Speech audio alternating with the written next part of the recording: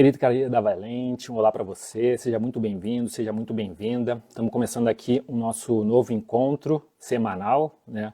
Então o encontro dessa semana, excepcionalmente, está aqui na sexta. Geralmente a gente se encontra por aqui no Instagram toda quinta-feira às 8h07 da manhã.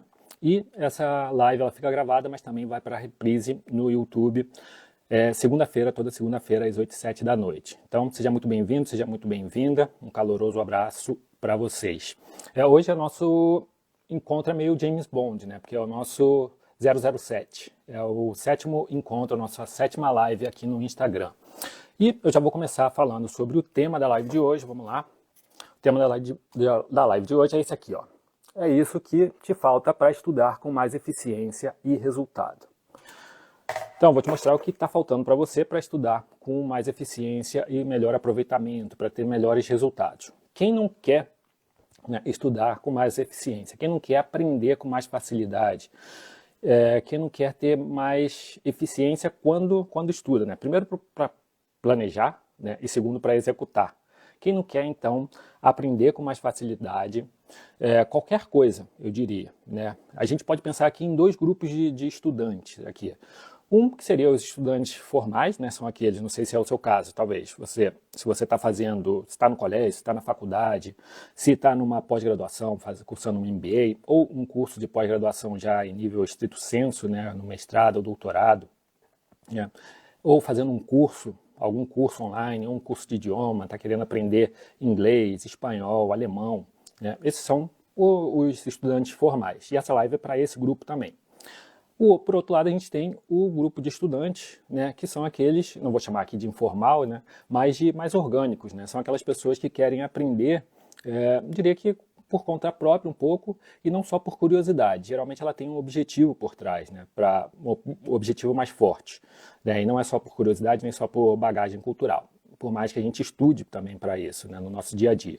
Mas, então, esse grupo é aquele que ele quer aprender de maneira melhor, mais eficiente, ter um melhor aproveitamento para talvez desenvolver alguma habilidade técnica, né, ou uma habilidade profissional, né, ter um crescimento profissional através de habilidades não só técnicas, mas também de soft skills, por exemplo, para ter uma melhor capacidade de liderança ou de trabalho em equipe, ou talvez de comunicação, né? Então, a live de hoje serve tanto para esse grupo que é mais um estudante formal, mas também para aqueles estudantes do dia a dia que querem melhorar as suas habilidades e queira aprender qualquer coisa. Se você quer aprender astronomia, por exemplo, quer ler lá os livrinhos do Stephen Hawking, para ter mais noção da física também, né? Então, essa live vai te ajudar. Mas também, se você quer ter melhores rendimentos no teu trabalho, também vai te ajudar, né? Então, você vai aprender mais e com mais facilidade.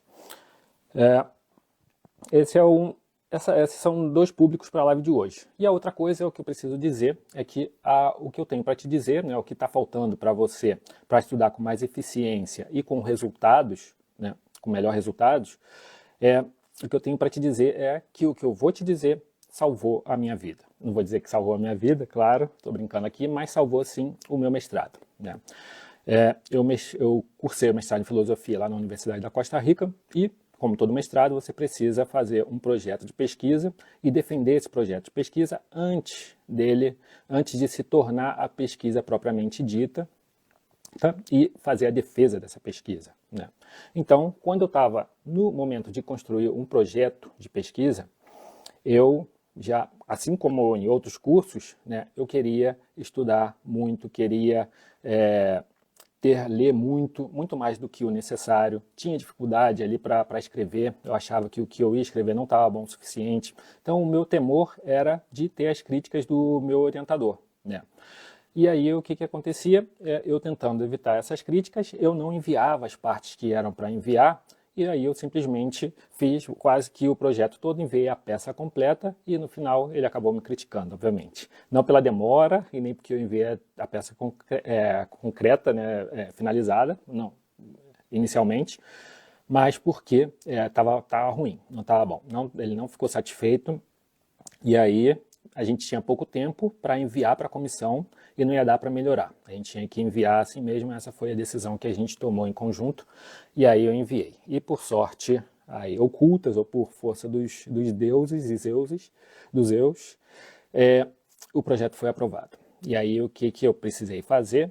Mudar um pouco a minha forma de trabalhar, né, no projeto. Ele ia ter que melhorar, né, o meu orientador já tinha falado, meus orientadores, né, porque na verdade ali eu tinha um orientador e 2 co-orientadores, né, um co-orientador e uma co-orientadora, e ia ter que melhorar o projeto. E aí eu ia ter que mudar a minha postura, porque antes, como eu falei, eu tinha esse medo de receber as críticas e pensava que não ia ter a capacidade de cumprir ali o que eles tinham pedido para tentar resolver ou melhorar o projeto, né? E depois, futuramente, a pesquisa também, obviamente.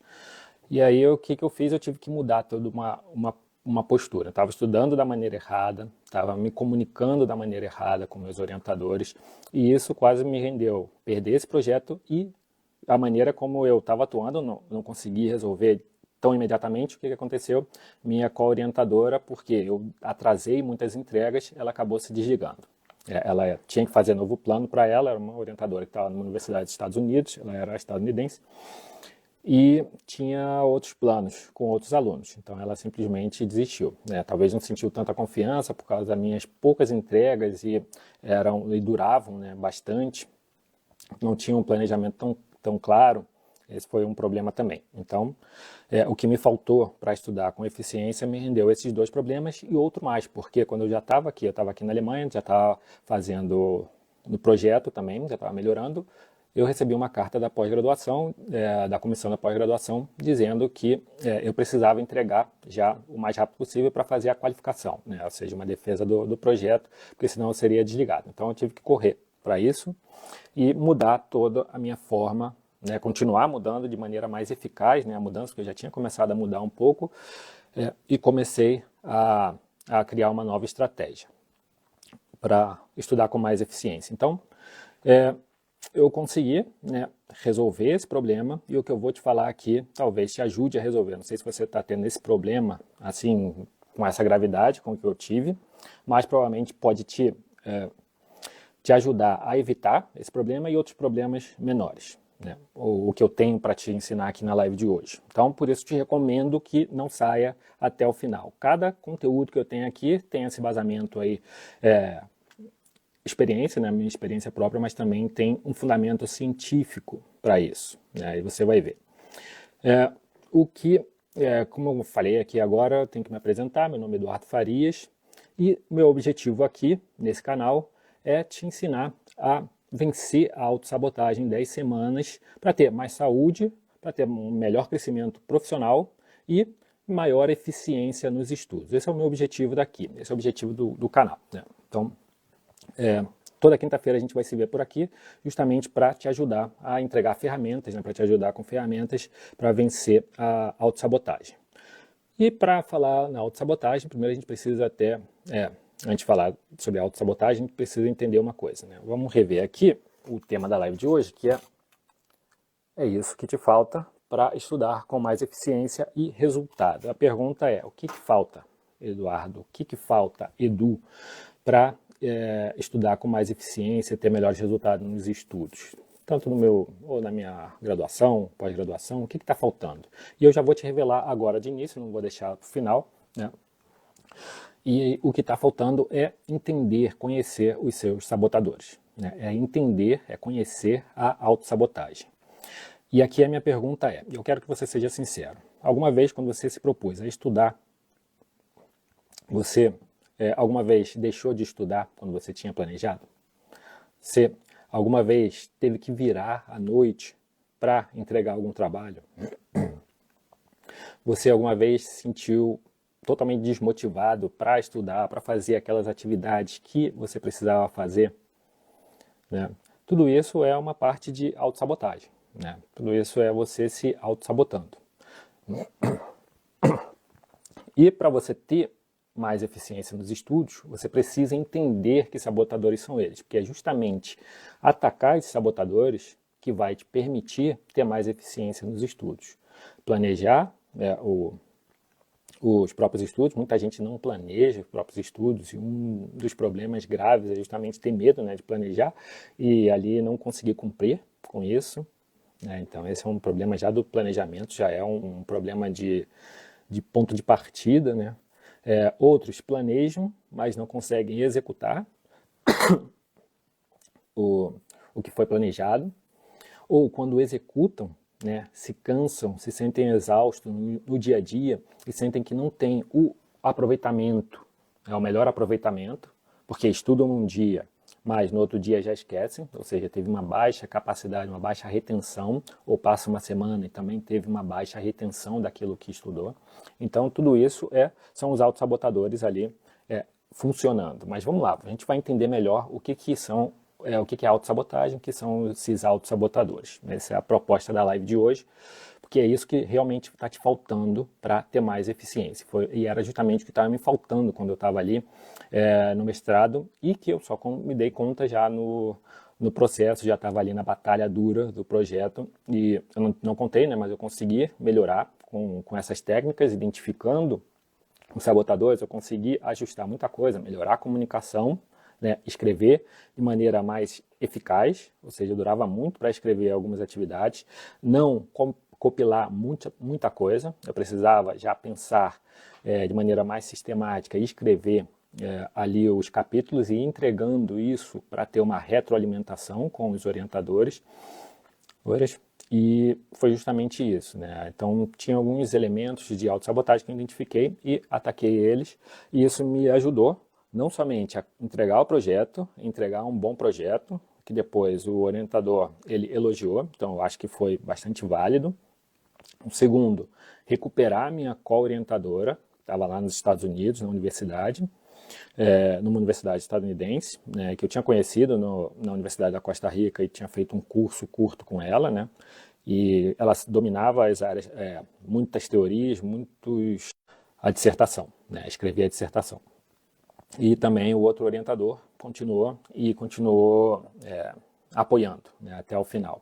E todos no final tiveram, acho que, satisfeitos, né? Eu defendi a dissertação, o projeto, né, que foi entregar a primeira parte, o primeiro capítulo. Essa foi a minha defesa, né, da qualificação, de acordo com o que a gente combinou entre essa minha banca, mini banca, né? Então, eu entreguei a primeira e passei com bons elogios e fui convidado, né, por ter defendido esse projeto, fui convidado a apresentar ele em uma conferência, em um simpósiozinho, né, da própria universidade também, então para ver que o trabalho ficou bem feito e o que salvou ali foi justamente conseguir ajustar esses autossabotadores, né? Então vamos lá, o que é autossabotagem? Eu vou te explicar, mas antes eu quero te convidar a curtir essa live, se você ainda não curtiu, se você está assistindo, né, gravado no YouTube, já curte ela também, para que tanto o Insta como o YouTube interpretem que esse conteúdo aqui ele tem valor, que pode ajudar, né? Pode te ajudar ou pode ajudar outras pessoas que estejam se sabotando nos estudos e no dia a dia também, né? Então, clica aí no coração ou no like e já deixa um like aqui para essa live. Já vi ali que o professor Julian entrou, um abraço aí. A gente está começando aqui, live de hoje, para lembrar, é isso que te falta para estudar com mais eficiência e resultado.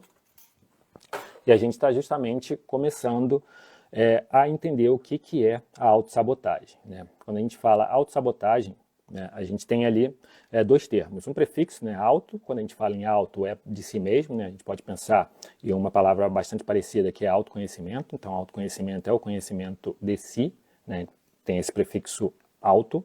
E a gente tem uma outra palavra aí, né, que é a sabotagem. E o que é isso, né, de sabotagem? Para a gente entender, vamos pensar numa sabotagem mais ampla aqui, inicialmente. Sabotagem pode ser um sistema, um mecanismo ou uma ação que criada para criar, que cria uma barreira, né, para você ou para qualquer outra pessoa conquistar um objetivo. Então, ela limita ou impede de conquistar um objetivo, né? Quando a gente pensa sempre em autossabotagem, talvez você, a gente lembra de vários filmes de espiões. Não sei se você já viu provavelmente já viu algum filme de espionagem, né? Netflix talvez, ou não sei se você já viu Jason Bourne, né? quando a gente pensa ali no próprio filme do Jason Bourne, a gente vê que o Jason Bourne tentando buscar entender qual é a sua identidade, né, e como é que ele se transformou naquele assassino. Para ele entender aquilo, muitas vezes ele acaba sabotando o serviço de inteligência dos Estados Unidos, né? E também o serviço de inteligência, para evitar que o Jason Bourne descubra certas coisas, né, tenta sabotar também esses planos do Jason Bourne. Então aí é uma sabotagem entre esses dois inimigos, né? Então é um sabotando o outro. Isso é bem comum nos filmes de espionagem, né? Mas se a gente pensar, não é algo muito atual, porque se a gente pensar já num clássico de estratégias militares, a gente pode pensar na arte da guerra, né, de Sun Tzu, né, que foi escrito já há mais de 2000 anos. Sun Tzu escreve, então, essa é a arte da guerra, e o 13º capítulo, ele fala bastante sobre autossabotagem, como sabotar o inimigo. Eu lembro que o Sun Tzu aí, primeiro é importante deixar claro que para ele, se tem uma coisa que é importante fazer é evitar a guerra, né? Para ele o último recurso que existe é você entrar numa guerra, porque quem entra em guerra é a pior coisa que pode acontecer, não só para quem entrou, para aquelas, mas para as populações, né? Você tem que gastar mais recursos, materiais, imateriais também, porque energia, vidas também, né? Isso afeta toda a população de maneira negativa. Então, quanto mais estratégica for uma guerra, né, talvez ter menos embates diretos, né, para poupar vidas, para gastar recursos, e uma maneira de evitar esses combates diretos, muitas vezes é sabotando o inimigo. Então, Sun Tzu pensa que uma maneira que você pode investir, mas vai ter um bom retorno, né, é justamente sabotar o inimigo. E aí o que ele pensa? Ele faz uma divisão, né? Eu lembro que ele faz uma divisão que ele chama de semear a divisão. Uma maneira de auto-sabotar, de sabotar os inimigos é semear a divisão. Então ele pensa que tem que montar umas estratégias para que o exército inimigo ele se dissolva, né? Ele esteja em vários lugares, porque é mais fácil você ir combatendo um a um.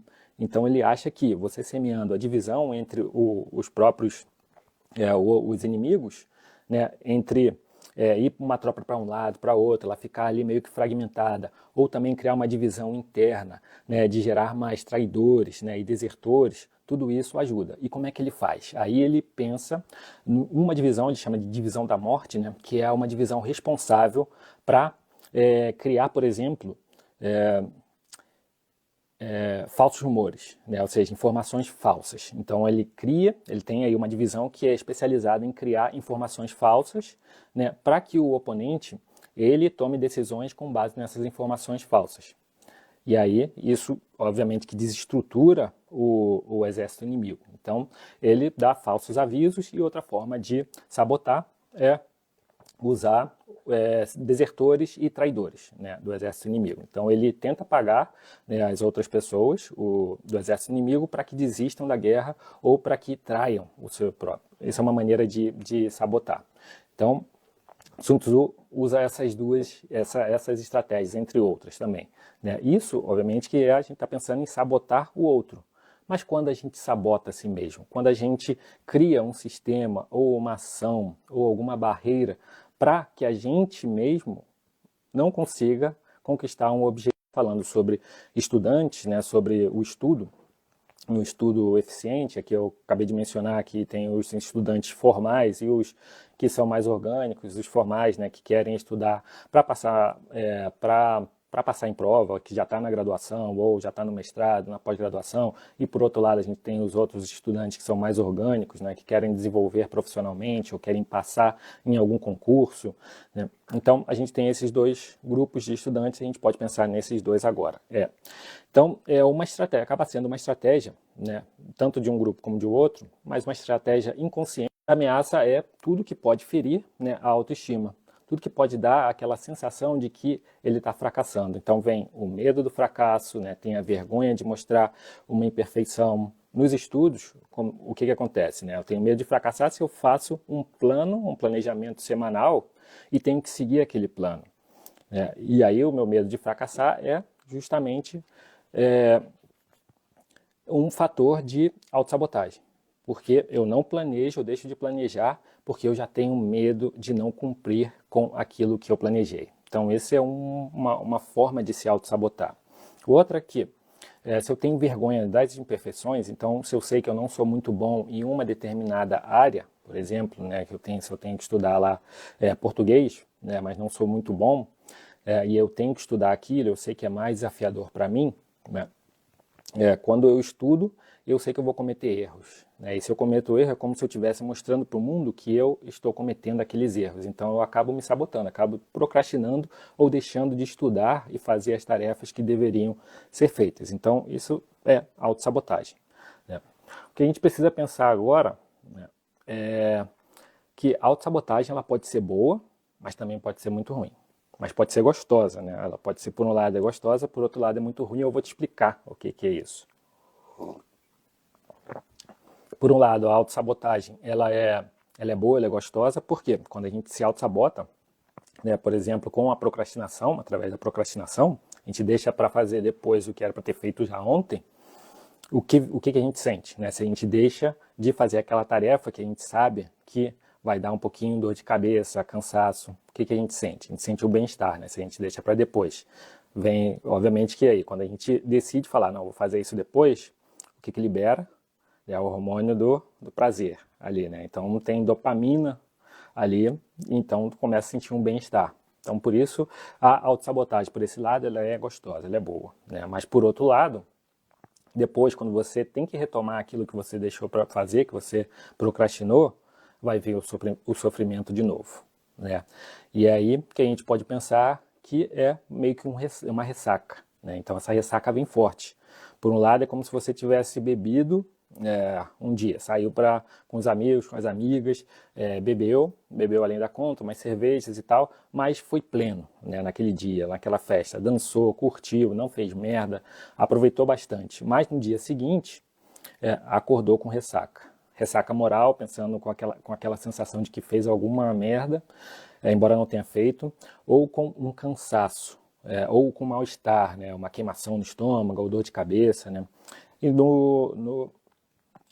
isso é bastante parecido, né, com a autossabotagem, porque por um dia você se sente bem, né, bem-estar por procrastinar, e no outro dia você sente uma bosta, né, porque procrastinou e tem que fazer aquela atividade. Não, então tá com ressaca, você tá meio que ressacado ali, e ela vem forte, porque ela também vem como sintomas de autocobrança, né, então você se cobra mais, como culpa também. Então, como uma espécie de autopunição.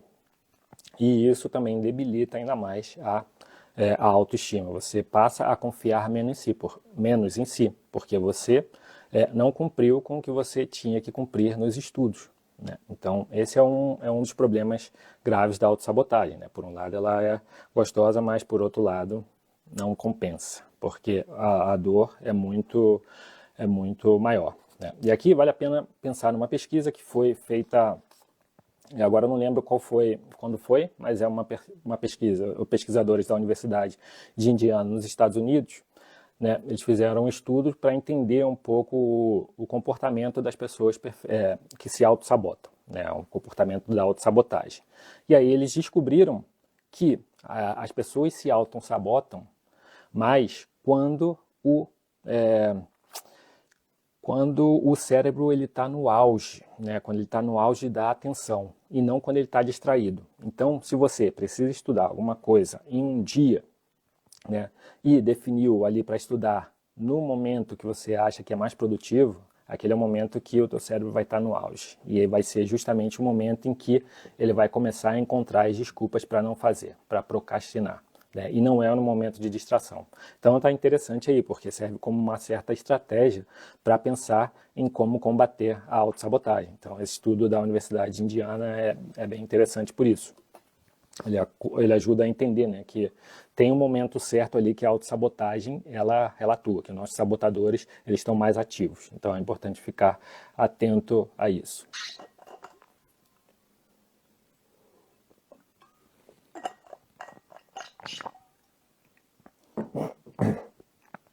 Então, acabei de mencionar autossabotagem e a gente poderia pensar também que autossabotadores, né? Quais são os autossabotadores?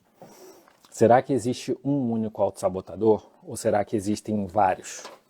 E não importa o lugar em que você pesquise, você vai ver que existem várias pessoas comentando, ou vários estudos, né, sobre diferentes sabotadores. E o que, na verdade, acaba sendo um grande problema. Foi o que eu identifiquei. Né? Por quê? Porque, por um lado, você vai ver e vão falar, né, um autossabotador seu é o excesso de proatividade, de produtividade. Né? Se você tem um excesso de produtividade, ou seja, você faz muito mais do que o exigido, isso é uma maneira de se sabotar, porque você acaba gastando muito mais energia em uma atividade e deixa de fazer as outras que realmente tem que fazer. Outra é a bajulação. A gente pode pensar aqui não como bajular as outras pessoas, mas ter essa necessidade de agradar os outros, de dizer sempre sim, né, ter um desejo, né, de ser aceito e querido pelos demais. Né? Isso também é um autossabotador. Outro é o medo de errar. Né? A gente tem medo de fracassar. E nos estudos, o que acontece é você, às vezes, não se planejar, né, para não me planejei, então eu posso estudar ao momento que eu quiser. Porque aí, se eu não estudar, tá tudo bem. Né? Eu não me planejei, não defini o horário, então tá tudo certo. Mas aí, obviamente, que a gente sabe que isso é um problema, né? Porque aí você não vai conseguir estudar o quanto deveria e da maneira que deveria. Então, o medo de errar é um autossabotador. Outro autossabotador é a procrastinação, como a gente já viu. Outro ainda é um crítico interno, né? Tem um crítico interno muito severo, e é que você está sempre se criticando, dizendo, viu, você não estudou, você não é capaz, você não consegue, né? Você não consegue estudar geografia, aí, no caso, não consegue estudar português e tal, coisa do tipo. Então, você acaba se criticando muito e isso acaba tendendo a enfraquecer a tua força e a tua motivação para seguir com os estudos de forma eficiente. Uma outra questão é que não se sentir bom o suficiente, né? Quando você acha que não vai ser bom, que você tem uma tarefa que é mais desafiadora, se você precisa escrever um artigo, mas ainda não sabe, né, o tema e já sabe que tem um largo caminho, né, desde a definição do tema, defender uma hipótese, enfim, ver todos os passos de um projetinho e depois escrever o artigo em si, o artigo científico, né, você acaba se auto-sabotando e muitas vezes nem começando aquilo, ou começa e para. Então a gente vê que tem vários tipos, vários sabotadores, né, mas aí quando a gente começa a ler, a gente vê que ainda tem mais. E o problema é que a gente se sente perdido. Né? A gente acaba se sentindo perdido. Mas será que tem uma solução para isso? E é sobre isso que eu quero falar também. Né? Uma solução, pelo menos, é que eu encontrei quando eu estava no mestrado. Eu comentei que eu tive essa dificuldade, né, para entregar o projeto no prazo, para entregar o projeto certo, para ter uma melhor comunicação com meus orientadores e co-orientadores. Por quê? Porque eu tinha esse medo de receber as críticas, né? Algo que é fundamental numa relação entre aluno, orientando e orientador, né? Ter uma comunicação estreita e enviar informações, enviar o conteúdo para que eles avaliem e te digam e te orientem, né? O que vale, o que não vale, né? O que está certo, o que está errado. Né? Então, o que eu percebi nesse meu processo e que me ajudou a desconstruir os meus autossabotadores ali e permitiram, a partir dessa desconstrução ali, mudar a forma como eu estava estudando e conseguir terminar o projeto, fazer a defesa, né, desse projeto, a qualificação, depois entregar a dissertação e ser, de alguma maneira, ser elogiado e ter um bom resultado, né, um bom produto filosófico, assim disseram, né, foi começar por um ponto. Né? Não pensar em todos esses autossabotadores, mas ir em um central, que é o perfeccionismo. Quando você começa a entender o que é o perfeccionismo e assume o perfeccionismo, comportamentos perfeccionistas, como o núcleo, como o problema central, esse é basicamente o 80-20, né? Pensar aqui na regra de Pareto, é o 80-20 da solução. Né? 80-20, de começar a resolver o problema da autossabotagem nos estudos e aí estudar da maneira certa, né? Ser mais assertivo na comunicação, com quem quer que seja, né? Se é um caso de ter um orientador, assim como foi o meu caso, ou ser muito mais assertivo nos estudos, né, no dia a dia, se você está estudando para um concurso, se está estudando para entregar algum trabalho da faculdade, ou trabalho de conclusão de curso, ou a dissertação, ou se está estudando em algum curso de idiomas, né, ou se está estudando por conta própria, porque quer se autodesenvolver para ter melhores ferramentas, né, soft skills no trabalho, né, melhorar a própria comunicação, né, trabalho em equipe, ou aumentar a capacidade de liderança. Então, começar a entender os comportamentos perfeccionistas vai te ajudar a combater a autossabotagem e a conseguir isso, né? E aqui a gente precisa pensar, né? Aqui até mesmo o Sun Tzu, ele falou sobre, lá no capítulo 13, que eu mencionei aqui, existe uma arte da divisão, né? Sun Tzu, ele disse que você divide o inimigo, né? Faz com que ele comece a ficar parcelado para ir atacando um por um. E quando a gente pensa que, mas ele sabe qual é o inimigo, né? Ele sabe qual é o inimigo central. E aqui é justamente isso, a gente pode pensar como nosso inimigo central, o perfeccionismo. E aí a gente começa a fragmentar no perfeccionismo para atuar, atacar e vencer, né, cada um dos pequenos inimigos ali que a gente tem dentro do perfeccionismo. Então, até mesmo a arte da guerra serve para a gente pensar de maneira estratégica para combater a autossabotagem e ter um melhor aproveitamento nos estudos, né? Aqui, mais uma vez, né, se você está assistindo essa live, se você gostou, já deixa um like aí para dar uma força no trabalho, nos conteúdos. Toda semana eu publico conteúdo, todo dia eu publico conteúdo aqui para te ajudar a combater, né, a vencer a autossabotagem, a combater o perfeccionismo também. Então, diariamente eu publico conteúdo por aqui e também no YouTube. Então, deixa um like. Se você não é inscrito no canal no YouTube, já se inscreva e também ative o sininho de notificações para receber as notificações dos novos vídeos e não ficar por fora das principais estratégias, principais conteúdos sobre autossabotagem e contra o perfeccionismo também, para ter mais saúde, para ter crescimento profissional, né, e também para ter mais eficiência nos estudos, sendo os estudos formais ou estudos para a vida, para qualquer outra coisa. Então vamos lá. A gente pode pensar aqui, mas Edu, eu já entendi tudo isso, mas será que vale realmente a pena ir ali atacando os sabotadores? Quais os benefícios ou quais as vantagens eu tenho, né?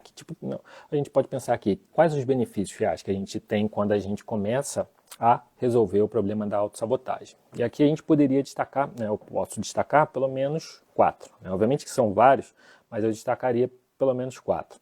Porque um dos problemas da autossabotagem é que quanto mais quando você se sabota, né, o que você está fazendo você não está cumprindo, né, um compromisso. Né? Se você se sabota nos estudos, né, você não está cumprindo um compromisso que é estudar. E não está cumprindo também outro compromisso que às vezes você nem percebe, que é estudar da forma certa. Né? Porque não é só estudar, é estudar da forma certa. Então, quando você começa a combater a autossabotagem, os seus sabotadores, e vai diretamente no perfeccionismo, identificando ali quais são os comportamentos, o que isso vai te ajudar é ter uma maior capacidade de assumir os compromissos e cumprir esses compromissos nos estudos. Então, vai lá, você fez um planejamento semanal e vai te ajudar. Se você identificou quais são os seus sabotadores, aquilo vai te ajudar a combater esses sabotadores e se você planejou e se comprometeu a estudar, né, todos os dias ou certos conteúdos naqueles dias, você vai ter mais possibilidade de conseguir estudar e realizar aquilo que você planejou. Então você tem capacidade de assumir e cumprir com os compromissos. Né? Se você consegue fazer isso, você tem um outro benefício natural, né, que é desenvolver ou aumentar o teu desempenho de aprendizado e fixação. Né? Você consegue fixar também, dependendo das técnicas que você usa, mas vem quase que por osmose, né? você consegue ter uma maior fixação dos conteúdos que você estudou. Mas obviamente você vai aprender muito mais, porque você vai começar a estudar da forma certa, então você vai aprender muito mais e vai ter um melhor rendimento em termos de fixação disso por médio e longo prazo. Né? Um outro benefício é que você vai melhorar, né, os seus resultados e as chances também de ter mais resultados. Se aí você, se o teu objetivo era passar em alguma prova, né, obviamente que se você conseguir combater e vencer ali os teus autossabotadores, os teus sabotadores, né, você vai conseguir ter melhores resultados e mais chances de passar nessa prova. Ou no concurso, né? Seja um concurso para um posto administrativo ou para professor, não importa, você vai ter mais chances com isso, é um grande benefício. Outro é que você vai, como resultado, você vai se planejar melhor, né, para estudar, você vai ter um planejamento também. Isso por um outro benefício também, porque o quarto benefício é que você vai ter muito mais confiança, você vai confiar mais em si. Né? E olha só como entra aqui em um círculo virtuoso, né? Porque você consegue ter um pouquinho mais de resultado, se planeja, consegue executar, né? Você tem mais autoconfiança em si, você tem mais confiança em si. E aí você tendo mais confiança em si, você se propõe novos compromissos e assume aqueles compromissos e realiza aqueles compromissos com mais assertividade. E aí você, o que tem? Você confia mais em si. E aí aumenta a tua autoestima, aumenta também, né, o teu autocuidado. Você já começou aí num processo de autocuidado, mas também te ajuda a se cuidar cada vez mais e a confiar mais em si para seguir estudando de maneira eficiente. Então, a gente tem esses quatro benefícios.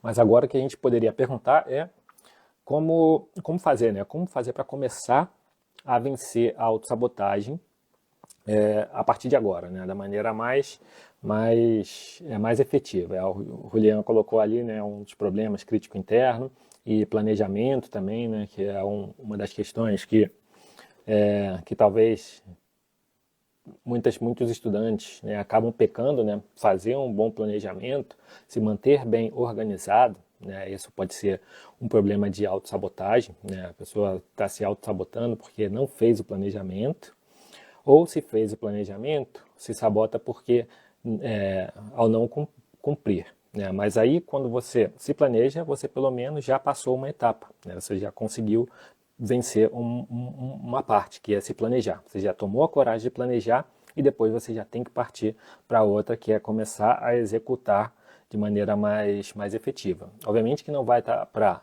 planejar e executar tudo, né, já de início, mas você acaba melhorando com o processo. Né? Então esse é um processo e é um aprendizado também.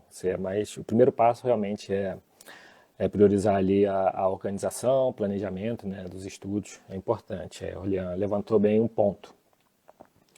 Agora vamos pensar ali, como fazer, como vencer esses sabotadores. A gente tem quase que um caminho, né? Existem vários caminhos, mas eu vou passar um caminho aqui, que o primeiro deles, como eu tinha comentado, que um dos problemas é que tem coisas que são inconscientes. A gente se auto-sabota, algumas partes são conscientemente, outras são inconscientes. Então o primeiro passo é tentar tornar consciente aquilo que antes era inconsciente. Então é também ter mais familiaridade com alguns problemas. Se o meu problema, né, muitas vezes a gente pensa, né, um problema consciente é a procrastinação. Eu procrastino. Então, se eu procrastino, eu já sei que eu procrastino, mas mesmo assim eu sigo procrastinando. E a procrastinação a gente sabe que é um tipo de autossabotagem, porque em vez de nos aproximar do nosso objetivo, ele nos distancia, ou nos impede de avançar. Por outro lado, eu nem sabia, a gente pode pensar aqui que inconscientes são esses de ter um comportamento perfeccionista do tipo eu sou super, hiper produtivo. Então eu estudo muito desesperadamente, sou muito proativo, então acabo fazendo muito mais do que o necessário. E muitas pessoas não se dão conta disso, mas esse é um mecanismo de defesa. Né? Porque você quer fazer tudo e muitas vezes você acaba fazendo muito mais de certas áreas que você acaba confiando mais, né? Você acaba se confiando e aí você deixa de fazer as outras estudar outras atividades, que são um pouco mais desgastantes e mais desafiadoras. Então, esse seria um dos primeiros passos, né? Começar a tornar consciente aquilo que antes era inconsciente e tornar mais familiar aquilo que antes era estranho. O segundo é começar a encontrar, né, os padrões, esses comportamentos perfeccionistas, né, como eu falei, esse desejo, essa tendência a fazer muito mais do que o necessário, né, é um dos problemas do perfeccionismo. Eu tento fazer muito mais, às vezes para compensar um problema ou porque eu quero ter ali um elogio em alguma coisa, eu quero me destacar em alguma atividade, ou se eu estou estudando, eu quero estudar aquilo muito e me sentir bem também, né? Então acaba sendo uma fuga, né? Você acaba tentando ter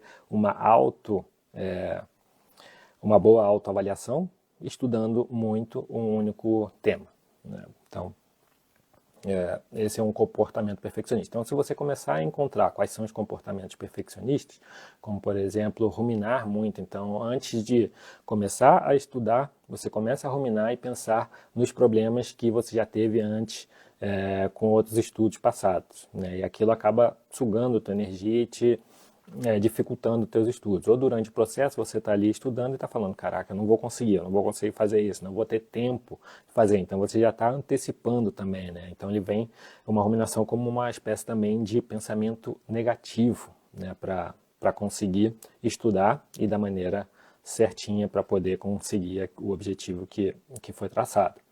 Então esse seria um outro passo, né? Começar a encontrar esses padrões do comportamento perfeccionista. Um terceiro passo seria já aceitar e acolher esses problemas. Um dos grandes problemas aqui é não tentar acolher, é simplesmente ficar com raiva, né, por ter essa debilidade, por ter essa falha, né? Se eu não me comunico muito bem com alguém, em vez de ficar, se eu não tenho uma boa capacidade de comunicação, eu posso ficar irado, né? Posso ficar pé da vida porque eu não tenho isso.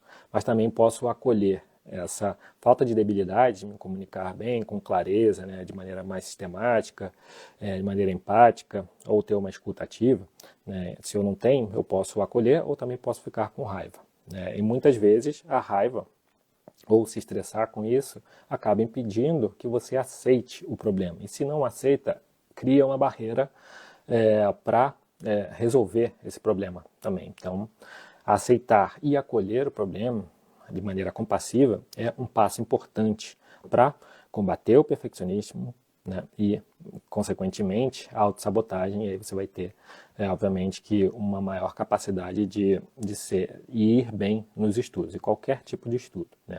Um quarto passo aqui, o que precisa fazer para vencer a autossabotagem, é traçar uma meta, né? Uma meta que seja clara e estratégia de combate do perfeccionismo. Então, ter uma meta clara e uma estratégia de combate do perfeccionismo, né?